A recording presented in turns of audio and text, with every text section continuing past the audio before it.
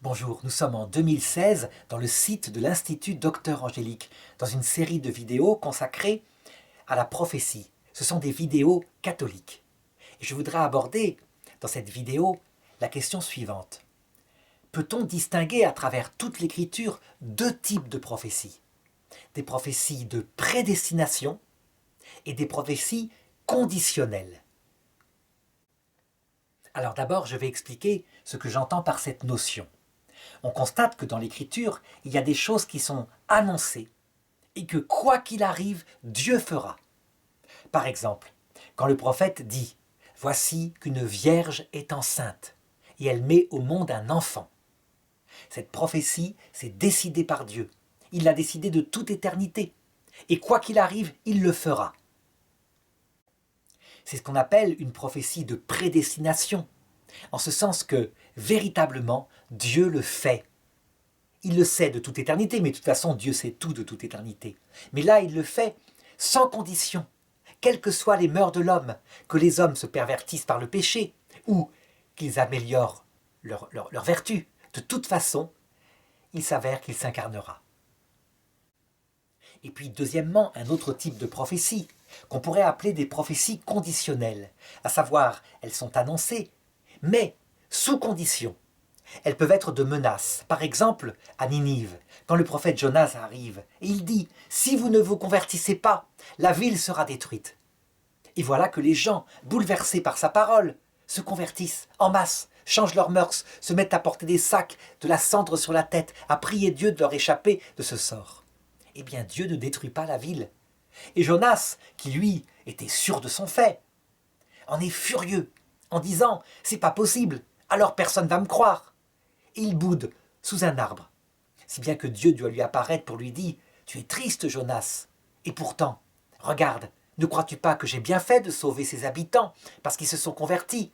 Parce que si j'avais détruit la ville, il y avait toutes sortes de petits-enfants, ne sachant pas distinguer la droite de la gauche, et qui auraient été tués, et des animaux. » Dans le même genre, toujours à titre de prophétie conditionnelle, il y a les prophéties de promesses, donc positives. Si vous vous convertissez, il vous arrivera ceci de bien et ceci de bien. On pourrait se demander, ce deuxième type de prophétie conditionnelle ne devrait pas exister, puisque Dieu de toute façon connaît de toute éternité l'avenir. Il sait s'il réalisera ou non cela. En fait, ces prophéties conditionnelles visent à ce que nous, dans notre temps, qui n'est pas l'éternité, appuyés, stimulés par cette parole qui soit nous menace, soit nous promet, nous nous convertissions. Et c'est donc une pédagogie, parce que nous sommes dans le temps. Actuellement, les prophéties de ces deux genres existent toujours. Et Dieu se sert, continue, à travers ces prophéties, à travers les apparitions de la Sainte Vierge par exemple, d'utiliser les prophéties de promesses. Prenons un exemple. Quand la Vierge dit « Si vous récitez telle prière, le premier samedi du mois par exemple, je vous promets, je serai là à l'heure de votre mort et je vous soutiendrai. » Est-ce que ça veut dire que si on ne récite pas cette prière, le samedi du mois, le premier samedi du mois, elle ne viendra pas? En réalité, dès que la Vierge, on l'a priée même une seule fois dans sa vie, ne serait-ce que dans son enfance, quitte à l'avoir oubliée après, la Vierge, elle sera là à l'heure de notre mort. On pourrait dire alors, donc elle ment, elle va être là, même si on ne le fait pas. Mais non, elle nous éduque. Ça veut dire que pour stimuler notre prière, et donc pour les gens qui ne sont pas encore perfectionnés dans la prière, pour qu'ils le fassent de temps en temps, régulièrement, qu'ils n'oublient pas, et par exemple un jour symbolique, le samedi, qui est le jour de la Vierge Marie, elle était toute seule à croire, le samedi saint, eh bien, elle leur met cette promesse, et ça marche pour certains.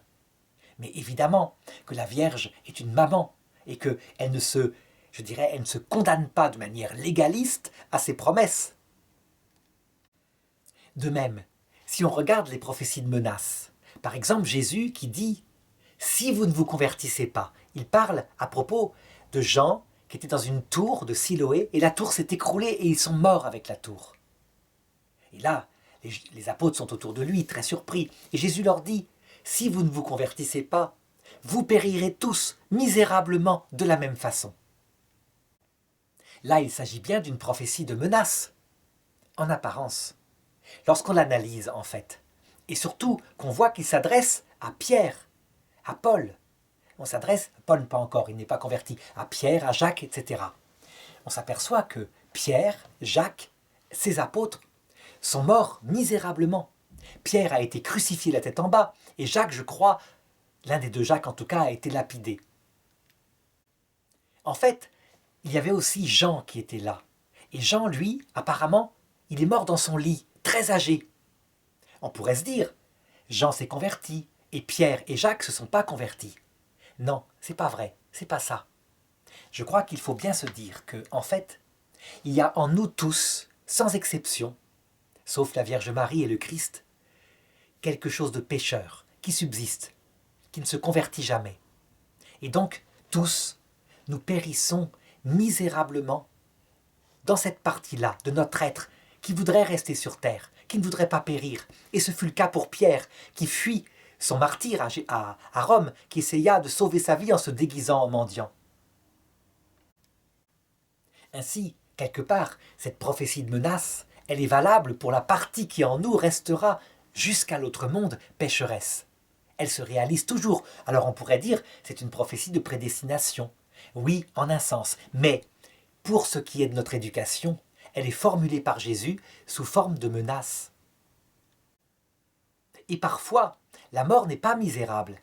Par exemple, si Jean a toujours vécu avec son Seigneur, vraiment, dans la prière et la sainteté, alors lorsqu'il était dans son lit et qu'il a commencé à agoniser, le démon n'a pas pu l'approcher. Il est mort en odeur de sainteté, dans une joie et une paix complète, et ça arrive de temps en temps. Tandis que des personnes qui meurent dans leur lit comme ça, mais qui ont sur leur conscience de graves fautes, parfois sont attaquées violemment par Satan, qui leur met, je dirais, des angoisses. Je me rappelle d'un homme, par exemple, j'allais visiter un hôpital de personnes âgées. C'était un ancien général de l'armée française. Il était sourd comme un pot, il était mourant. Et je me rappelle, je venais le voir, je lui portais la communion, comme laïc.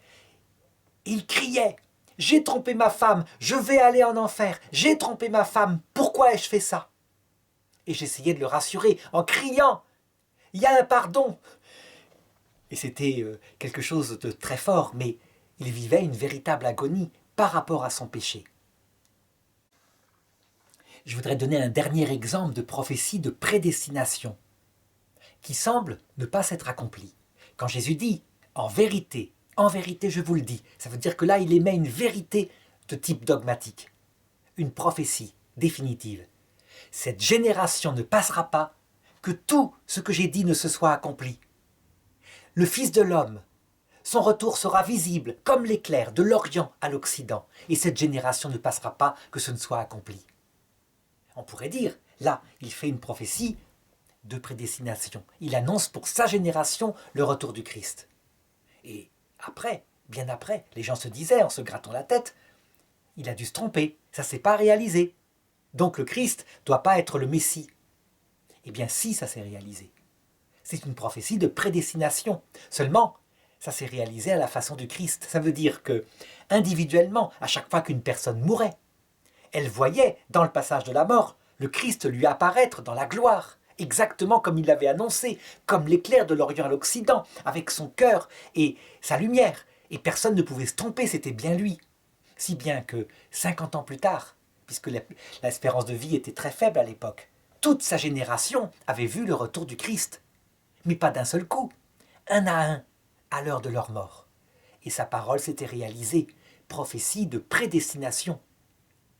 Si on comprend cela, on peut dire que si quelqu'un actuellement monte sur une estrade et dit « En vérité, le retour du Christ est pour notre génération », il prophétise « En vérité, elle aura lieu, le retour du Christ à notre génération, puisque dans moins de 100 ans, on l'aura tous vu. »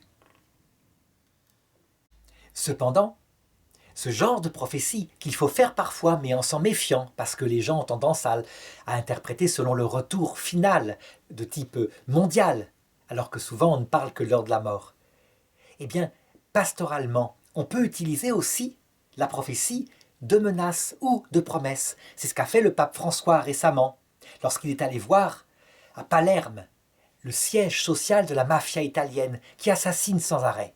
Et il leur a dit « Si vous ne vous convertissez pas, vous irez en enfer. L'enfer existe, ne l'oubliez pas. » c'est une prophétie de menace.